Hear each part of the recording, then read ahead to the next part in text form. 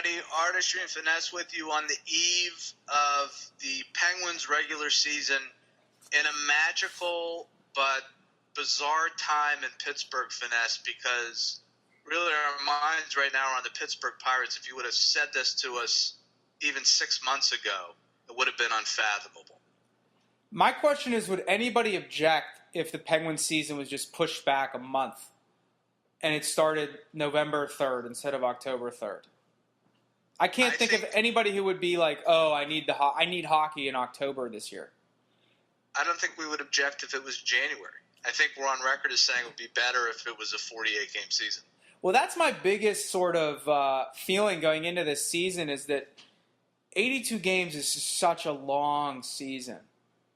It's such a long season. And, we're going to get into the nitty-gritty of the preview, but the truth is that no matter what happens in the regular season, if Crosby, Malkin, Kunitz, Dupuis, Neal, Letang, Paul Martin, Rob Scuderi, and Brooks Orpik are healthy in the playoffs, there's no reason the Penguins can't get to the Cup Finals. Even if they go in as the 8th seed or the 1 seed, it really won't make any difference.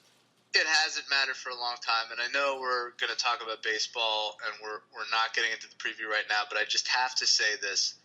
I haven't been focused on the NHL at all because I was at the Pirate game last night, and I didn't see any of the games last night. I watched my first snippet of regular season hockey tonight. It was Detroit-Buffalo, on NBC Sports Network, and it reminded me that there's a big difference this year with the size of the nets. They're not as deep. And, in fact, it's a significant difference. You can tell by looking at it.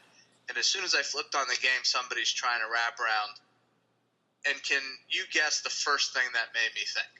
This is not good for Marc-Andre Fleury. It's terrible. People are going to be doing that to him all night, every night. Right. There has never been a worse goalie at handling stuff coming from behind the net. And now that there's more room to operate back there, it could be a nightmare. I didn't even think of that, but that's a great point. But isn't that sort of indicative of how you're feeling about the season? That your first thought watching another game was like, "Oh God, Fleury's not going to be able to handle this."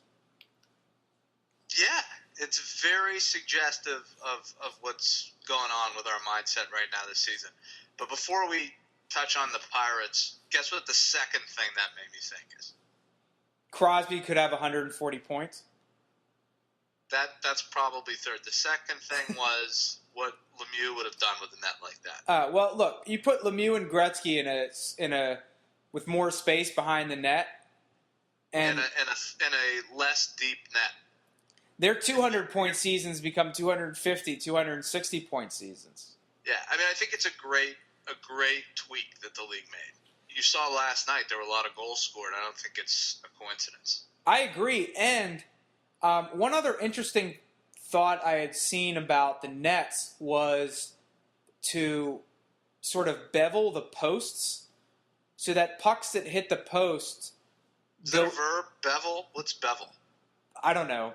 Angle them. So that pucks that hit the post go in the net rather than... bounce back out. Yeah. You can do that? The posts are just sort of round. They're like telephone poles. But if you put sort of a little bit of a curved angle on it instead, maybe some of the pucks that hit the inside of the post and then shoot back out, hit the inside of the post and go in. Ricochet in. Or maybe make the post thinner, there's definitely some options beyond just making the net bigger, which while it would be good because the goalie's pads are too big, if it makes the space smaller around the net, then maybe it sort of backfires in a way, A lot of interesting stuff going on right now. It would be a good time to be in the net business. The net innovation business. Right, you're in charge of R&D for a net company. Let's just take a step back for a second, because last night was one of the most incredible nights in Pittsburgh sports history, by all accounts. People on the radio today were comparing it to 1960 World Series of Mazeroski hitting the home run. And people that were there say that they just had to shut the city down. It was a day game. People were throwing things out the window downtown. It was total pandemonium. It wasn't like that. But in recent times, I can't think of anything like this. I mean, it was like walking from that stadium across the 6th Street Bridge. It was like people thought we won the World Series and the Super Bowl combined. People were running through the streets, yelling and screaming, jumping off bridges. I mean, the energy was like nothing I've really ever seen since the Penguins won this first Stanley Cup back in 91. You know what I thought you were going to say was the energy when I think it was Marius scored the empty netter against Boston to clinch the conference finals, to go to the Cup finals in 91.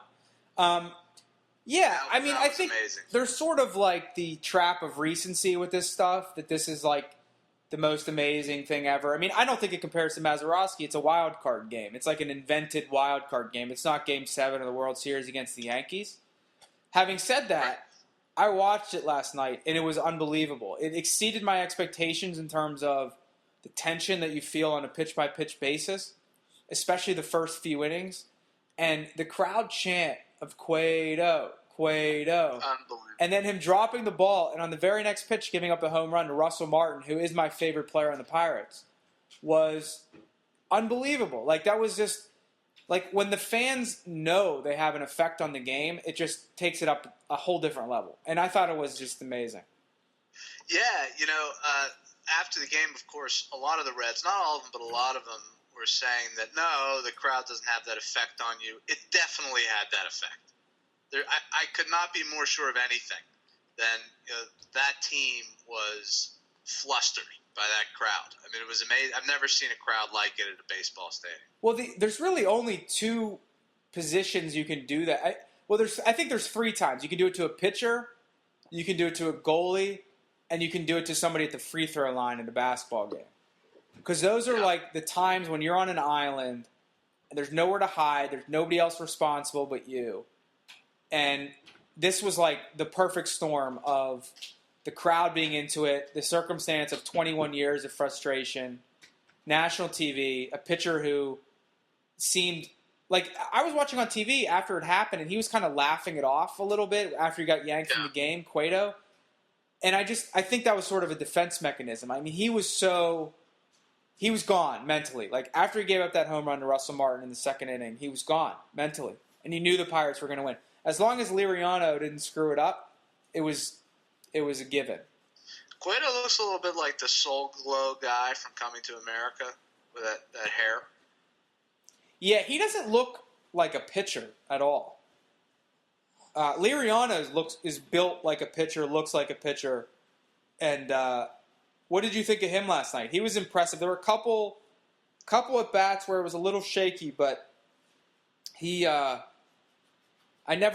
always had confidence he was going to get like a double play, a ground ball to get out of it. Very strong. I mean, that's a good lineup that Cincinnati has. A much stronger lineup than we have.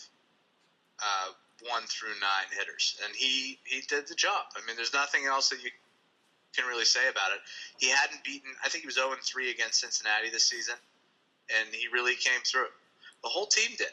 They really rose to I think they were, you touched on it, this 21 years of losing, it gave the whole building this incredible sense of urgency and, just being like primed for this. Right. Everybody was.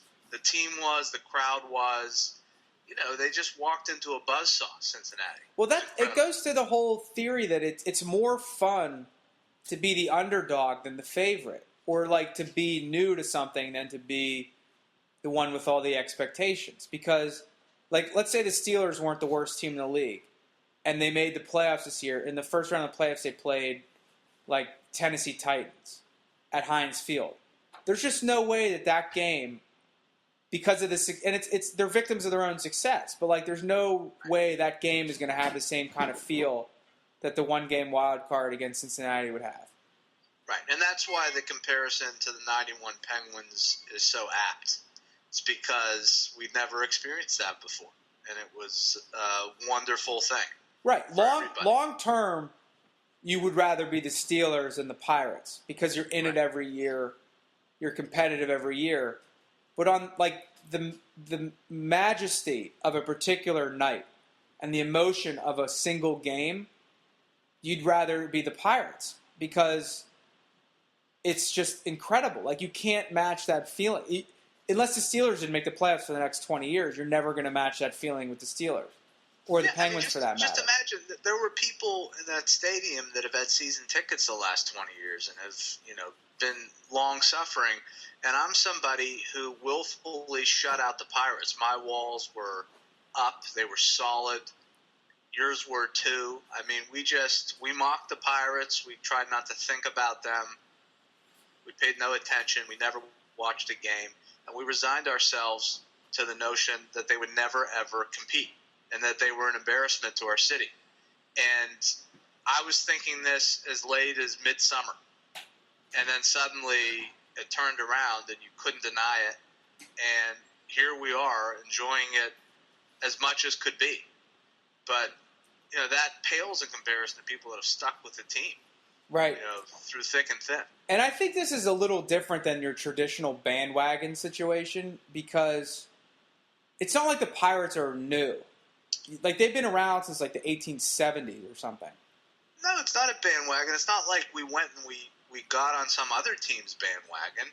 We just gave up on baseball because we were so depressed about it. Like, if you're watching, like, the 2006 Pirates or something who lose 112 games, I mean, there's, like, then you're almost a sucker at that point. Like, you don't have to endure that to prove your fandom, Like, I guess it's more rewarding.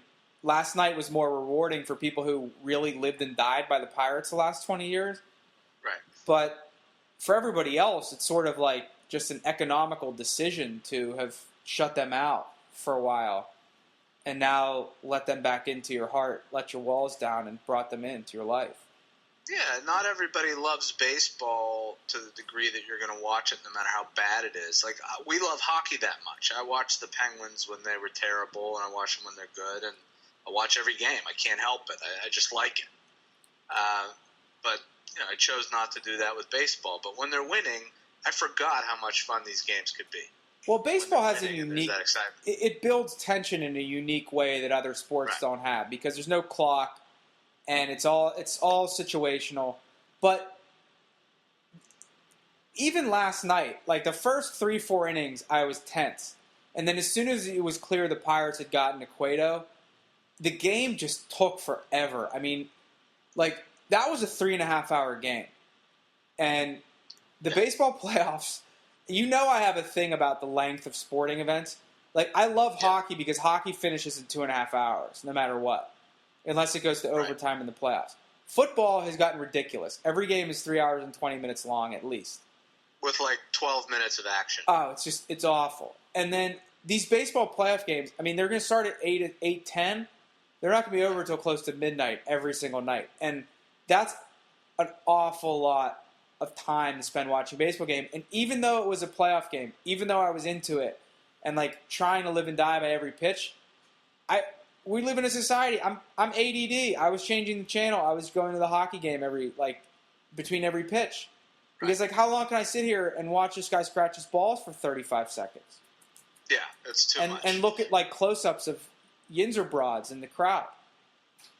Let me just give you a little anecdote about to drive home how magical of an evening this was before we segue to hockey. At one point, it was like the 6th inning. And we were behind the plate, up above the boxes, I guess. Like, great seats. You had the best view of the stadium. But we were in a position where if somebody hit, a high fly ball, foul ball, we could get it. Right. And there's a couple little kids sitting behind us. My dad said, if we got a foul ball, you'd have to give it to this kid behind us. And I said, no, I wouldn't. I would give it to Little Artistry. I'm not giving it to that kid.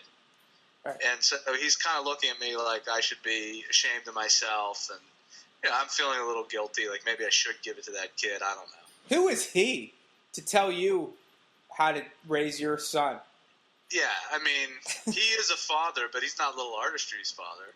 So we're talking about this. 3 pitches later, foul ball goes skyward. It's coming right towards us. Goes right over our head and lands like where the usher stands behind us and bounces.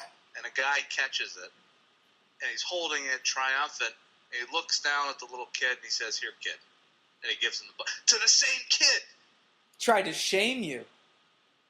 What are the chances of that happening? I think that's wrong. I think the kid should give it to you to give to your kid. To give to Little Artistry. Right. You're right. Like, so, if you're like, that kid is lucky to be at the game. He doesn't need the ball.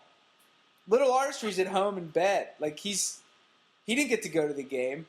That kid should do a favor for Little Artistry, give him the ball. This is a thought-provoking discussion, but the point is that the baseball gods were smiling down on PNC Park last night because that kid wanted a ball and that kid got a ball. But the baseball gods were shaming you as a father and as a man, generally. What do the baseball gods know about being a father? Nobody knows as much as you do, not even your own father. Yeah, you do well to remember that. So, in the face of all this excitement, we have the onset of the Penguins season tomorrow. And, we can't help ourselves. We're following what's going on. But there is, as we've discussed, less engagement in this beginning of the season than there has been in recent years. And we've talked quite a bit about why that is. And, it's a longer season. We're worried about, what's going to happen in the playoffs no matter what transpires in the regular season because of Fleury. How are you feeling tonight? What are your thoughts going forward? I think it's like I still feel that way, but I know as soon as the puck drops tomorrow, I'm going to get into it. Who do we play New Jersey? Is that right? Play New Jersey. Yeah, like I'm going to see Yager and Orpik mixing it up. And I'm going to get emotional about it. And I know, it's easy for me to say I don't feel it as much because I haven't been reading any previews. I haven't really been doing all that much homework about the season. But once they're on the ice, I think it all goes away, and I'm back in 100%. Pirates season, Pirates playoffs, Steelers season, doesn't matter. Like, I'm in 100% with the Penguins. How angry are people going to be at me tomorrow? We're having a bunch of people over for the Pirate game when 7 o'clock rolls around. It's like it's still like the 3rd inning of the Pirate game, and I'm switching over the Penguins. How angry are they? Is it a home game tomorrow night? It is a home game. I feel like in Pittsburgh they should just show the game on the screen at Consol. Like, just show the Pirate game during the Penguin game. That's gonna be interesting because the Penguins have really a historic sellout streak. Is that going to continue tomorrow? Yeah, I think that's pre-sold out. I wouldn't be worried about that. Because I don't think people are going to want to. Apparently, the Pirate game. You could see no-shows. There could be no-shows, but they're going to sell all the tickets. I mean, yeah, it's going to be pre-sold out. You're right, but I think that Pirate game last night was like the highest-rated baseball game in any market, maybe ever. It was like 33% of households are watching that Pirate game. Pittsburgh local sports ratings are insane. Insane. Like when the Penguins are in the playoffs, I guess, what was it, Crosby's first game back against the Islanders, game 2 or something, was like insanely high rated. And Iginla's first game was like off the charts. It really raises a lot of questions, like, are you people working? Yeah, what are people doing? Especially because this next Pirate game is children. Like, what I'm curious about is the ratings on Friday when the game's at 1 o'clock in the afternoon. And it's going to be like 88% of people in Pittsburgh were watching the game on Friday at 1 o'clock. Like, what was everybody doing? Yeah, that's definitely happening. But, look, I think people are going to show up late to the Penguin game. Or they're going to stay out they're going to go back into the Lexus Club or whatever and watch an inning of the Pirate game and then come out for the Penguins. Yeah, it's like March Madness in Pittsburgh times 10.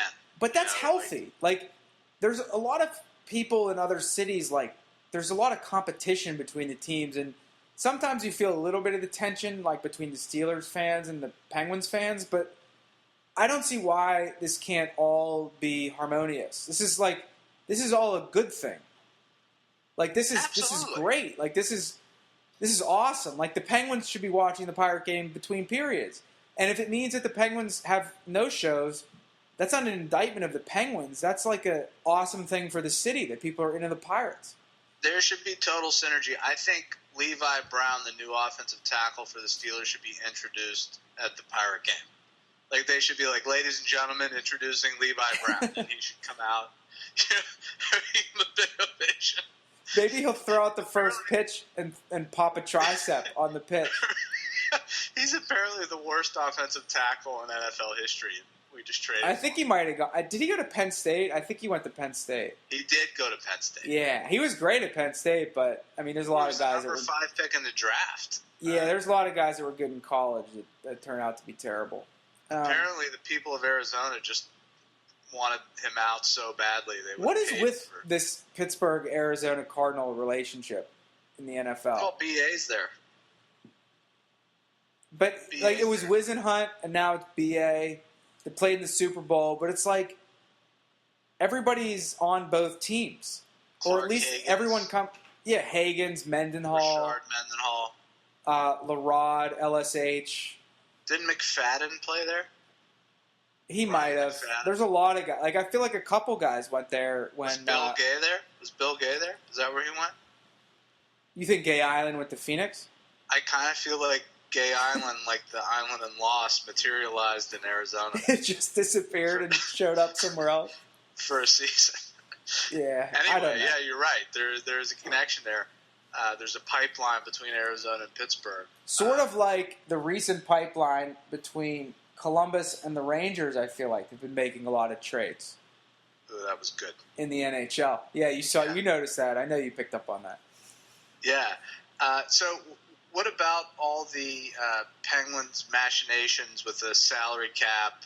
You know, obviously a lot of it was just making paper moves, shuttling guys back and forth. But the most notable thing is the decision to give Ole Mata the 9-game tryout, which, if you'll recall, they did with Jordan Staal way back a number of years ago, and everybody thought it was just going to be a short-term thing. But he made them decide to keep him, and I wonder if the same thing is possible with Mata. Of course, it's possible, and I'm hoping that happens. It'd be great. Like, I'm not concerned about an extra year that we get him for X price in 2017. Like, I want that young energy on the blue line this season. And I know Letang had the 9-game tryout, and I think he stuck it, like, he only played the 9 games one season, like 2005, 2006 or something. Yeah, I'm hopeful. I want him to stay. I want him to tear it up and stay and play the whole season. And if we have to sign him to a big contract a year sooner because of it, then so be it. I would argue that not only would it be great if that happened, but it's necessary for that to happen for a couple of reasons.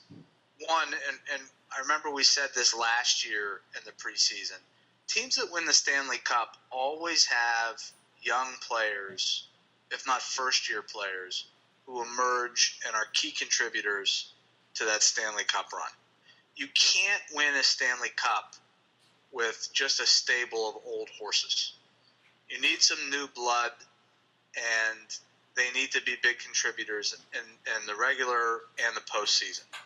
So, you know, we've got Bo Bennett. I think he's going to play that role. But you need to have one, if not two, defensemen that give you that injection of youth and talent. Because young players get better as it goes along. Like, you can't take – you get Jerome McGinley, like, you take a snapshot of him and he's going to be the same all season. You take Ole Mata, he could get better. Like, he could be significantly better in March than he is in October. Right. And the same thing – that's why the Pens won the Cup in 2009. The roster was worse than in 2008, and we've said this a bunch of times. It's because Crosby, Malkin, and Stahl got better because they were like 21, 22 years old. Exactly. So that's the primary reason. And the secondary reason, in my view, is we're going to need to make a move for a goalie. I think that's clear.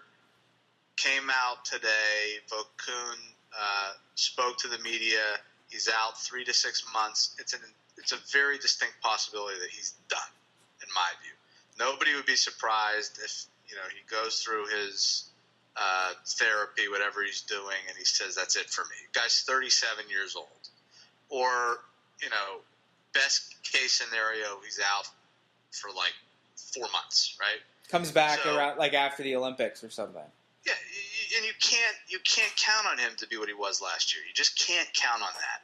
And I think with a team like this, particularly when you go the direction of re-signing guys that are 34, 35 years old in the hopes that you're going to win the cup in the next year or two, you can't afford to go into the postseason with a huge question mark at goalie, which is exactly where the Penguins are right now. And as we've gone over repeatedly, it doesn't matter what Fleury does in the regular season, that question mark's still there. So if you've got a Mata and a Simone Dupré who elevate in the regular season and are clearly ready to take on big roles with the team, then that frees you up to make a deal using your surplus of defensemen to get another goalie. And I really think, looking at this team now, that it's not even a choice. I think you need to do that. You need to move Niskanen or Orpik, and possibly a package to get a good goalie. And I was looking at rosters around the league today, what some of the possibilities are, and I think there are real possibilities.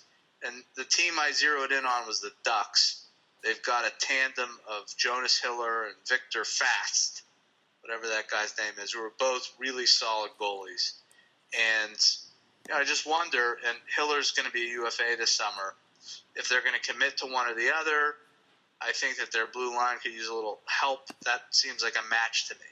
I think there are deals to be made with the assets that we have. It doesn't necessarily need to be that one. I think the Penguins are going to have to make a move like that. Do you? Yeah, I do. But isn't that... I mean, that's going to be a huge price.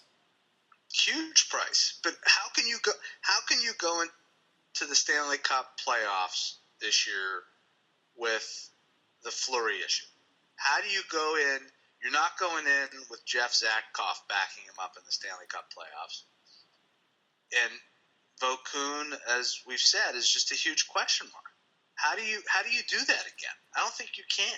I mean, we agree on that, but the question is, do the Penguins agree with that? Like, I think they do. So, okay, how could but they like, not? You'd have to be crazy not to agree with that. I know, but they seem stubborn. They do seem stubborn about Fleury. Well, we've talked about this too. What else were they supposed to do? Well, are they supposed to say he's terrible? Will somebody please take him? Well, so I guess they. So you think Brizgalov? Right. Well, what about like one option would be to look at a guy like Ryan Miller because he has a limited no trade clause.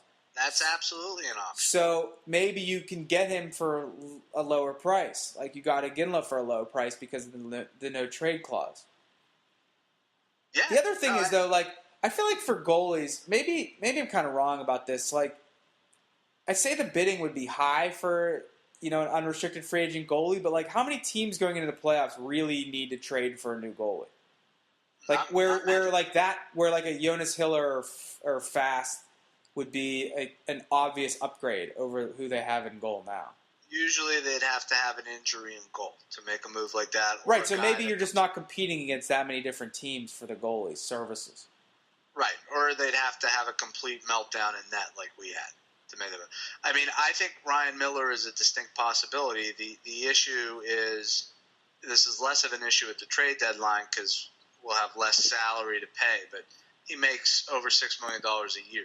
To have, he'll be a UFA, so maybe that's doable at the trade deadline. I don't know what the math is, but that's $12 million, 2 goalies right there. Right.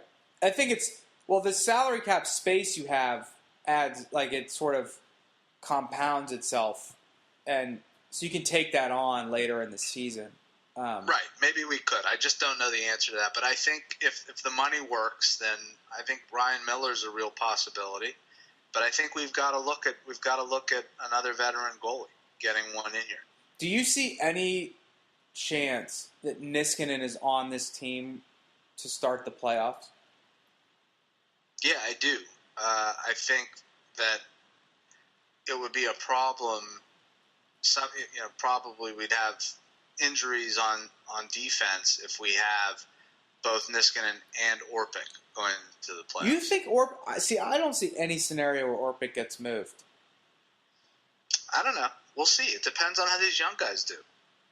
If Mata sticks, okay, but which is a long shot at this point, or Dupre establishes himself as a top 4 guy, I don't think it's out of the realm. Well, what are the chances that Dupre establishes himself as a top 4 guy at this point? I'm not saying I think he's good, and I think he can be good, but the organization is not. The chances of the organization committing enough trust in him to let him establish himself as a top 4 defenseman, I don't see that happening this season. They don't seem to like him. They don't trust him at all. They don't trust him at all. And so that's why, they trust certain people. The organization has favorites. They like, and Orpik is one of them, and he's deserved it. He's been great for the Penguins for 10 years, and he's an assistant captain, and I don't see any scenario where he gets moved. Especially to, let Simone Dupre get more ice time. Yeah, they won't even play Simone Dupre for more than 8 minutes in a playoff game, an overtime playoff game. I grant you it's doubtful, but I wouldn't rule it out. But Niskanen to me is I want Niskanen to get traded because I want that ice time available to force the Penguins to give Dupre and Bortuzzo and Mata and these guys ice time.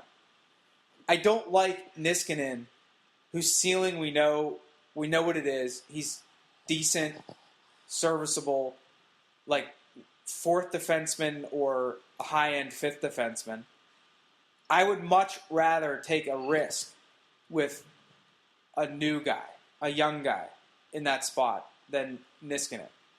Yeah, I'm of a similar mind. I will say that I think Niskanen as a third pairing defenseman is an asset. I really like the idea of a Niskanen-Bortuzzo third pairing. But at the same time, when we have an injury in the top 4, I hate the idea of Niskanen as a top 4 defenseman.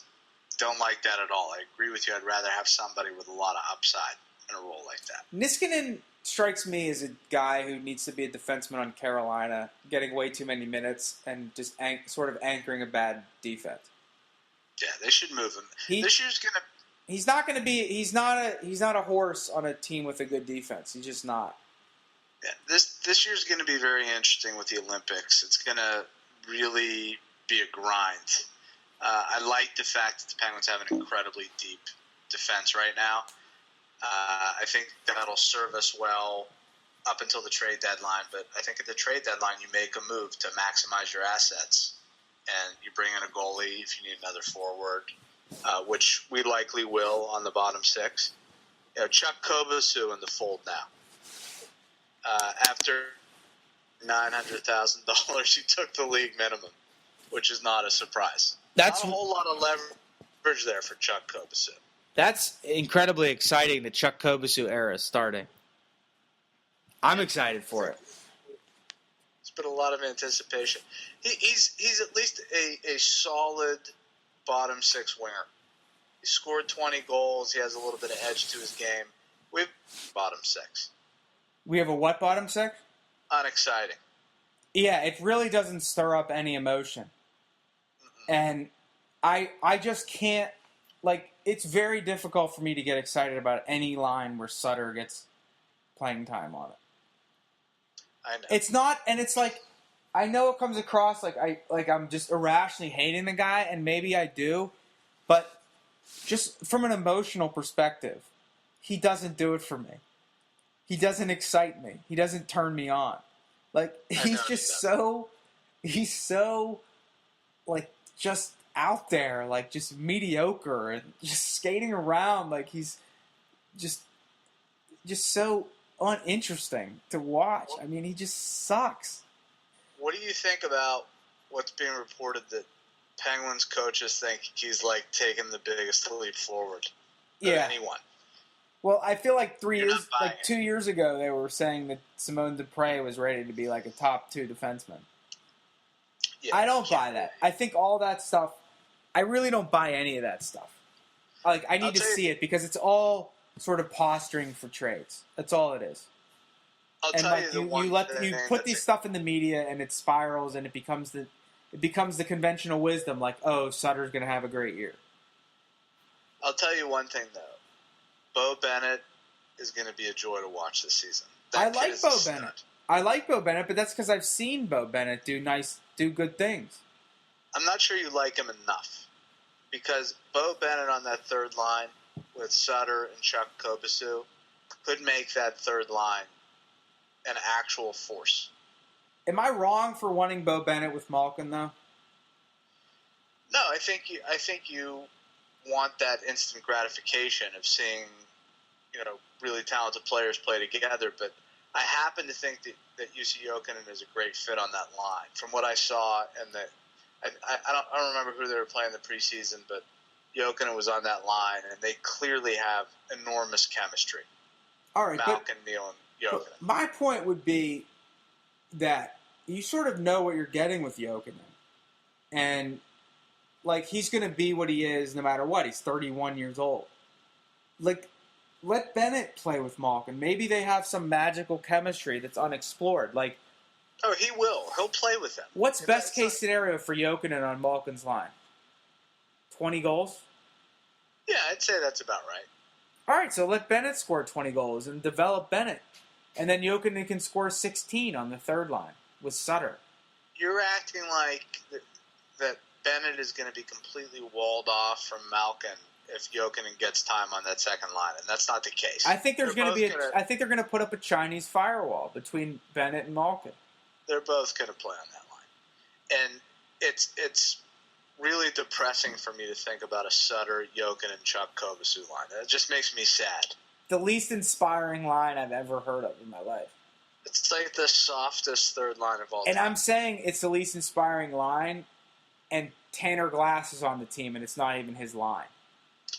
Tanner Glass, I read today, is a vocal opponent of hybrid icing. He would like to be able to race defensemen to the puck and just pummel them into the boards. And he objects to any measure that prevents him from doing that. So hybrid icing is a thing now, right? That's like officially... Hybrid icing, come on. Like, just do the most international thing where they blow the whistle. Just an obvious change. Hybrid? What does that even mean? I mean, the NHL is so ridiculous. Well, I can sort of see it like if it's obvious that the offensive team is going to get the puck first, then I don't think you need to blow the whistle because I don't think the danger's there. But if it's 50-50, just blow the whistle. Like, just keep the game going.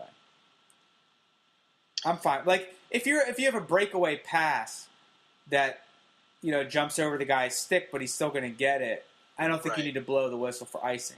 So I think the refs can handle, like, sort of the discretion that's required to officiate hybrid icing. Yeah, I guess we'll see how it works. What do you think about the general managers sort of coming out?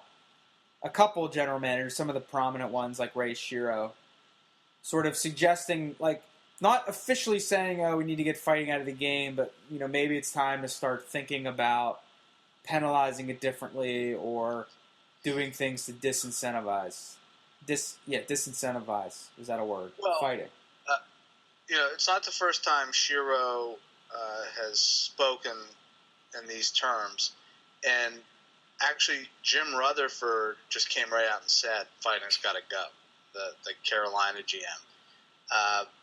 Yzerman was a little less adamant and was advocating, like, 10-minute misconduct for people that fight. I have no problem with that. I really don't. I mean, I understand that people are resistant to that change because when we were growing up in the 80s and even the 90s, there was, and this may seem like a contradiction in terms, but there was sort of innocence to fighting. Nobody ever really got hurt, and it was just kind of a fun part of the game. It's totally different now. Guys can get killed. These guys are like ultimate fighters. They're incredibly strong. They, do mixed martial arts to train. They're absolutely beastly, and they could kill each other. And it really is, Eiserman's right, it really is completely hypocritical to be trying to take headshots out of the game and let these guys clobber each other, because it's not like a real fight in hockey. In a real fight, you're trying to defend yourself and you're trying not to get hurt. These guys, it's like a badge of honor when they take a punch. And they take punch after punch after punch. And if they don't kill themselves, they're going to give themselves brain damage. And I think you have to discourage that. I don't know that you outlaw it completely, but you certainly don't allow the code to continue to dictate how these games are played. We saw what happened in that Buffalo-Toronto preseason fiasco. I mean, what the hell was that with John Scott trying to fight Phil Kessel? That kind of thing, even though there was a time when it was just such a part of the fabric of the game that you couldn't imagine the game without it. I think those days are over. I just don't think we can afford to have that anymore. Right. I still think it's premature to think that it's going to go away because of the overwhelming support it seems to have among the players. And I actually give the players a lot of. I sort of defer to them on this issue. I mean, they're the ones that are risking themselves, and when they have full information about the risks, and they can sort of judge that and decide, yes, it's worth it to me to have this career versus no, I don't want this risk. I'm a little hesitant to sort of legislate for them. But there's definitely, I totally am in agreement that some of this staged fighting is just unnecessary. It doesn't impact the game. I do think there is a place for the Max Talbot fight in the Philly series several years ago. That was an emotional momentum, and a deliberate attempt to change momentum. It wasn't just, if I don't fight, I'm going to get sent back to the minors fight. Right, or and they weren't heavyweight, so there was much less chance of them killing each other. Right, or the Malkin Zetterberg fight. Right, that's fine, because I don't think that's a fight. If you take the Malkin Zetterberg thing at the end of Game 5 in that Red Wings series, and now you're suspending both of them for a game, that to me is unnecessary. I think that's going way too far. Yeah, these heavyweight fights where guys just they feel compelled because it's their job, and if they don't stand in there, right, they're going to be deemed less effective at their job. They've got to stand in there and take punches from a 280-pound man who's 6'5". That just seems to me to be beyond the pale. Right, Eric Goddard has no place in the NHL, I don't think. Right. But Scott Hartnell runs Fleury, and Derek Englund, tries to pull his jersey over Hartnell's head, and they get into a quick scrap. Right. I don't have as much a problem with that, and I know there's similar risk in that. One of them could get seriously injured doing that, but it just doesn't affect me and bother me the same way as Eric Goddard fighting Colton Orr for no reason other than this is just a zoo and we're gonna have these guys fight. The question is, how do you legislate this as a practical matter? I don't know that there's an easy answer. And I don't think the NHL has proven to be very good at exercising reasonable discretion in disciplinary matters. Right. So I think to say the least. It's tough. So let's get to the heart of the matter. Where do you see the Pens finishing this year? What's your outlook? They're going to have 100 points in the regular season. That's my outlook, because they've done that every full season for, I think, the last 6 years. They're going to do it again. They're going to be a very effective regular season team, even in a competitive metropolitan division. I don't know that they'll finish first in the division. That doesn't matter. They could finish second. They could finish third. What will matter this season is whether or not we go into the playoffs with an established backup or replacement for Marc-Andre Fleury. Yeah, I agree completely. It's almost unnecessary to make any sort of playoff prediction at this point because you don't know. I say about 100 points. I don't think the Penguins are going to win the division. What I would like to see, my number one priority for this regular season is I just want Crosby and Malkin to play 75-plus games each and avoid that. Obviously avoid the devastating injury, but just avoid that nonsense 6-week injury that they've sort of gotten, in Crosby especially. No high ankle sprains, no broken jaws.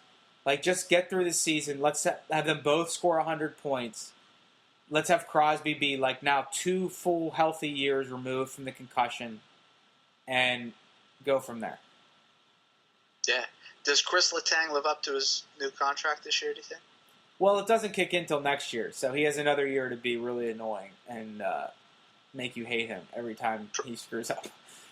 But the question's still an important one, because whatever he does this year, you're going to be measuring it against a $7.25 million contract that's about to kick in. Yeah, I think he does. I mean, I think even if he just keeps his level of play from last year, it's going to justify the contract. It's just not the way contracts are now, and with the salary cap most likely to go up, it's not that unreasonable of a deal. And if you want a guy who can play 35 minutes in an overtime playoff game and will put up 65 points, then that's what you got to pay for him. What I want to see from him, he has to be better on the power play. He's just not that good on the power play. I watched a decent amount of the Capitals game last night, and we troll and make fun of Mike Green more than anybody. But that dude is lethal on the power play. Yeah. He's in such command. He pushes the play. If you watch the Capitals power play and watch Mike Green specifically, he's at the top of the circles at the point. Yeah. Running the show from the point. And I just don't think Letang makes good decisions. I don't think he has an accurate shot. And if he can get his power play together, if he can be as effective stationary as he is when he's skating like the wind, then he will absolutely exceed expectations on his contract. But otherwise, he's just going to be that's what you got to pay for a guy like Letang. Yeah, I don't know that that's his game. He's no Derek Pouliot on the power play, put it that way. Very few people can beat Derek Pouliot in the power play. But I agree with you. So I predict 101, 102 points, and they're going to be in that second versus third place game in the Metro Division. Yeah. Well, big night tomorrow night. Pirates in 4, by the way, against the Cardinals. Yeah, it wouldn't surprise me. This is shaking out in a good way for the Buccos. I think it's a good matchup and exciting times. So we got the Bucks and the Pens tomorrow night, and it's going to be a fun couple of weeks. Wait, before we go, you said 7-9 for the Steelers. I said 6-10. What's your adjusted prediction at this point? 0-4. Well, now that we have Levi Brown in the fold, I think that's good for 3 wins. I go 3-13. Wow, that's really bad. I say 5-11. They're bad. They're terrible. I say 5-11. All right, we'll see. You heard it here. We'll be back in 2 weeks with our adjusted picks. Until next time, everybody, GTOG.